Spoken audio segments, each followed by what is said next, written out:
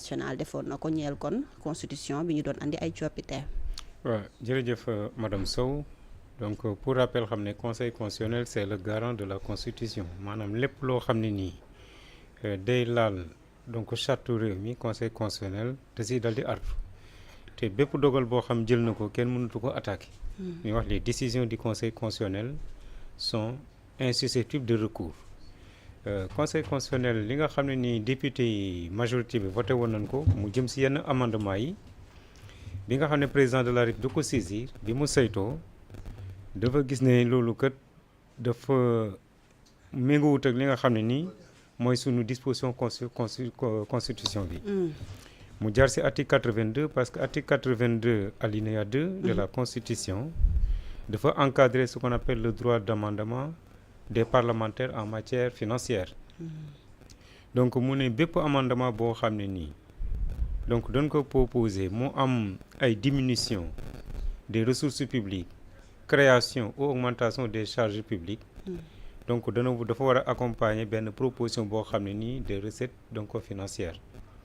xëy na député yi nag loolu nag lañu kii wutoon maanaam charge ressources supplémentaires yi fan lañ koy jëlee looloo tax nag mu jaaroon ci article 82 alinéa 2 pour dax li nga xam mooy amendement yi. donc ci yaatal bu ñu bëggee expliquer clairement li waral kon décision boobule mooy organe bi nga xamante ne ñoom dañu bëggoon ñu créer ko ngir kooku nga xamante ne moom mooy organiser élection. organe boo xam ni ay élection kase ci lay yëngu. waaw xam nga organe boobu boo koy teg. day générer ay ressources. maanaam y a des charges supplémentaires yoo xam ne nii day am personnel. loolu lépp tey si fan lañ koy jëlee pour mën a fay ñooñu nga xam ne mooy le personnel. loolu waral nag ñu ne amendement yi boo ko defee day ànd ak benn proposition donc de ressources compensatrices wa maanaam alal bi nga xam ne nii tey ñooñu kët budget bi war na leen ko mën a jagleel. loolu waral nag ñoom amendement yi bi ñu ko defee amul benn proposition boo xam ne nii donc de ressources financières bu nu proposer loolu tax conseil constitutionnel gàntal ko. ñaareel bi par rapport au vote bloqué xam nga loolu dafa jaar ci article 82 alinéa 4. parce que dafa ne vote bloqué benn procédure la li ñuy wax une donc procédure parlementaire donc qui permettant au gouvernement d'exiger que l'Assemblée nationale donc vote donc propose un seul vote si yenn amendement yi nga xam ne accepté nañ ko wala proposé nañ ko ba pare écarté yeneen proposition mu ne leen nag loolu mënut a nekk loolu waral nag si ñaari kii yooyu article 82 alinéa 2 et 4 conseil constitutionnel basé aussi pour écarter li nga xam ne mooy loi bi nu voté woon fële assemblée nationale. donc dañuy def lu ñuy def dañ koy saluer parce que je dis que en tant que donc garant de la constitution gardien de la constitution c'est tout à fait normal mu saytu lépp loo xam ne nii mi ngi wut ak sunu constitution. donc mu dal di koy teg fële. léegi nag li si des li ñuy wax ne ñoom mën nañ revoir seen procédure suñu bëggee mu jàllat. maanaam ñu yóbbuwaat ko. assemblée defaat deuxième. lecture donc deuxième lecture. maanaam voté waat ko. dindiwaat ci ay points defaat ci yeneen points li leen conseil constitutionnel wax ñu fexe ba intégrer ko seen amendement. de ce fait que bés bu jàllee nag bu ñëwee même bu ñu saisir conseil constitutionnel le conseil constitutionnel va déclarer le texte recevable ba pare statuer au fond. d'accord am na solo Souhaïbou démb décision bi nga xamante ne conseil constitutionnel jël na ko ndax loolu nga doon xaarandi. alors c'est que la révision de la constitution dañoo ne nañu indi ay réformes. réformes yi xamante ni dina mën a permettre non seulement à équilibrer les pouvoirs ñu ne dans notre constitution boo ci xoolee am na yu xamante ni ay quelques articles à peu près 28 à 29 voire 30 articles la ñu daal di modifier le président de la république buy dugg muy def déclaration de patrimoine buy génn du def déclaration de patrimoine tout le monde sait qu'au Sénégal Macky Sall bu muy dugg dafa amoon 8 milliards ak 35 voitures et cetera et cetera. bu mu génn ñaata la yóbbaale kenn xamu ko. président Diomaye Faye bu muy dugg tout le monde sait qu'il était endetté bu muy génn ñaata la nar am kenn xamu ko te moom président de la république gëmuloo ñu ni le 20 mars 2024 que du yoon président de la république muy def déclaration te buy génn du def déclaration. amul logique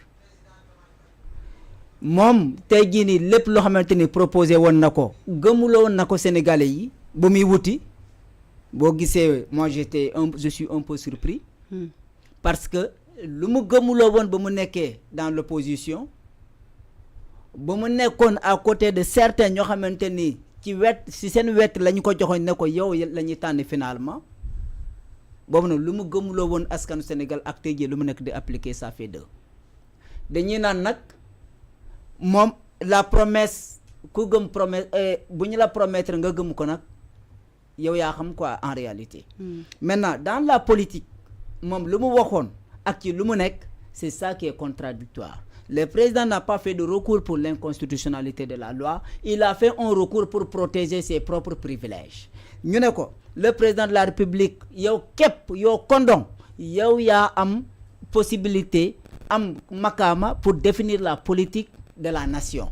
Ñu ne gongo bu ñu ne woon ne dañ ko partager avec le premier ministre maanaam ni taxoon naa fi ma ne déedéet nañ ko toog nañu bàyyi képp moom président de la République mooy définir loolu ginnaaw moom mooy tànn ki nga xamante ne moom moo di premier ministre. Maintenant bu ko tànnee ba pare si anam bu ñu war a defee politique dans ce cas nag mun nañoo ne on prend les priorités de ceci de cela dans ce mun na nekk en concertation mais la définition nañ ko bàyyi ki nga xamante ne moom moo di président de la République bu mu waxoon ne il veut un premier ministre fort au moment des circonstances. Parce qu'il l'a dit de façon circonstancielle léegi nag bu ci génn ci loolu bëggatu ko député def amendement ñu ne nañ ko delloo même li jëm ci des fois mën na jox le pouvoir au premier ministre mu présider le conseil des ministres nañ ko delloo loolu yëpp moom képp na définir la politique de la nation. Beneen amendement bu ñu ci dugal moom moo di le président de la République ne peut plus être le gardien de la constitution boobu la ñuy génnee ci amendement article boobu noonu. Maintenant bu ñu génn ci loolu. ñu ne le président de la République doit faire la déclaration de son patrimoine buy génn nee na loolu il est contre ça mu def ko amendement public à travers le ministre de la justice maître Moussa Sarr mu ñëwaat le président ne peut pas cumuler les fonctions de président de la République ak le président de parti parce que tey jii nii lu mu nekk di def nii c'est ça la politique politicienne boo xam ne bu ñu jaayul woon Sénégalais yi combien de fois Bassirou Diakhar Diomaye Faye taxaw 7TV 2STV ak yeneen plateau ne li yàpp Sénégalais weesu ni yow ñu tab na président de la République nga ne encore da ngay jiite benn parti wala benn coalition de parti boo muy taxaw bu ne Allahu akbar. Donc da nga jàpp ne annulation bi loxoom indirectement mu ngi ci ginnaaw. Non, il est acteur principal parce que maître Moussa Sarr dafa ne le président de la République lii la bëgg. léegi nag jamono joo xamante ne dafa ne woon publiquement que dañuy dem référendum léegi nag pare nañ ci loolu yëpp moom à l'heure actuelle les députés ont fini mais il n'y a pas de péril à la demeure chaque jeudi loo xamante ni ñuy jàpp ni échec Pastef la les députés de la majorité parlementaire seen échec la moi je trouve tout à fait le contraire dëkk bi quand on amène des lois pour que ñëpp ñu mën si gis seen bopp nekkul loi yoo xamante ni c'est taillé sur mesure comme Macky Sall lu mu ko daan defee yow Khalifa Sall arrangé wu loo ma dinaa indi loi boo xamante ni képp ku am 75 ans dootoo bokk ci élection présidentielle di génne ay nit mais ñi dañuy voté loo xamante ni que tout le monde soit acteur ñu bañ a def sélection présidentielle mais ñu def élection présidentielle képp ku am lépp lu ñuy laaj boo ko amee nga mën a participer à cette élection présidentielle là. Maintenant bu ñu indee réforme ñu ne c'est pour toute la nation sénégalaise, c'est pour l'intérêt de tout le monde. Aucun président ne doit cumuler ses fonctions. Caisse noire nañ ko xoolaat, haute trahison nañ ko définir waat,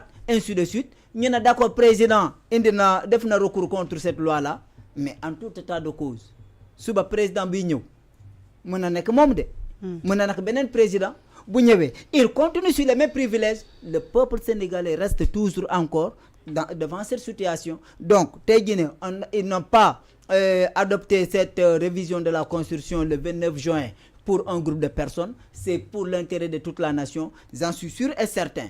tey jii nii ñuy taxaw nii ñoom Mimi Touré ñoom Aïssata Tall Sall ñuy taxaw ne dina conférence de presse ainsi de suite je le dis et je le prédis ici bu fekkente ni 2029 le souhait de Pastef réalisé na Ousmane Sonko président de la République par exemple mu continuer nekk président de Pastef dinañ taxaw ni ñu ne ko di li nga ñu jaay woon et bu boobaa je me mets à la place des militants de Pastef bu boobaa bu accéder bu ñu ko ne déedéet tu ne peux pas être président du parti Pastef munoo def ces réunions de Pastef au niveau de la présidente de l'Assemblée nationale ñoom Ely Malick Ndiaye war nañoo am courage ne bu ñu indi loi bi ni yéen le président de la République ak yéen taxaw ne ñu ne nañ def recours ba conseil constitutionnel annulé ko donc du coup on va se jouir de ces mêmes privilèges là boo xamante ni ñeneen ñi am nañ ko en tout cas man lu ma jàppoon ne réforme bu nga xamante ni annoncé woon nañ ko ak déclaration boo xamante ni nit ki defal na ko à l'heure là on voit tout à fait le contraire donc il n'y a pas de crise comme on le dit le pays continue. bien sûr parce que ba ñu wàccewee ndogal boobule sax gis nañ Ousmane Sonko poste bi mu def di wax ni loolee da koy daal di jëfee ndax ñoom bu ñu waxee les décisions du conseil constitutionnel s'imposent à tous mu neex la da ngay nangu mu nakare la da ngay nangu bu ñu juumee da ngay nangu bu ñu juumul da ngay nangu et amul leneen loo xamante du wax lenn lu dul loolu lan lay waxaat. El Malick également ci sens boobu bu fekkee kay conseil constitutionnel buy invalider sa candidature dernière minute boo ñu ne ko bokkoo ci. en se référant sur une décision de la Cour suprême boo xamante bu muy déposer sa candidature c'était pas encore le cas. ba mu fonctionner ci loolu lan la ci wax. finalement comme man dañu maa rakale c'est pas ma personne qui est importante na projet bi jàll rek loolu moo indi kii joxoñ bi ci Bassirou Diomaye Faye à côté de Habib Sy à côté de docteur Cheikh Tidiane Dièye. Donc, il n'y a pas de péril à la demeure.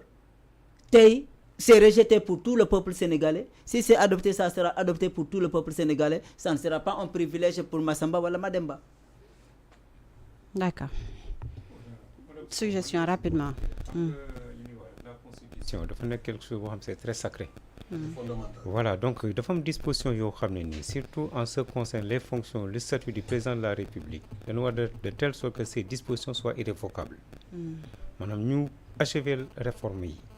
Par exemple, nous avons une réforme sur la durée du mandat. Donc, c'est irrévocable. Oui. Donc, sur le mandat, donc, le nombre de mandats que le président va faire. Lolo aussi par rapport à le cumul de mandats, il faut que nous fassions une bonne fois pour toutes. Tout ce qui est déclaration du patrimoine, de ce fait que tripatouillage de tout le monde, parce qu'on ne peut pas permettre à chaque président qui vient, qui accède à la